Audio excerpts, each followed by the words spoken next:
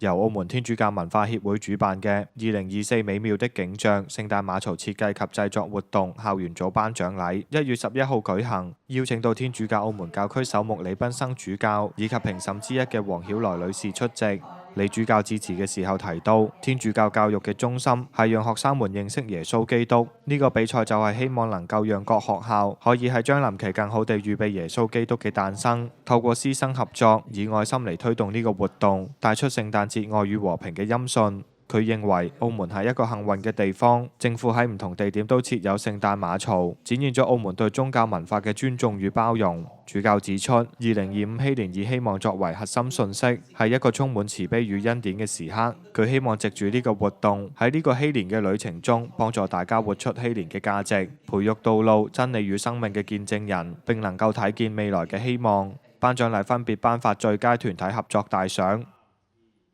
最佳環保大獎、自由創作主題大獎、評審大獎以及最具網絡人氣大獎等多個獎項。協會表示，2024嘅活動共有16間天主教學校提交作品參加，而2025年美妙的景象聖誕馬槽設計及製作活動將進一步擴大規模為全澳校際比賽，歡迎全澳中小學校參與。協會希望透過呢項活動持續推廣呢項聖誕傳統，讓本澳更多學生能夠深入了解並傳承其中所蘊含嘅重要文化傳統意義。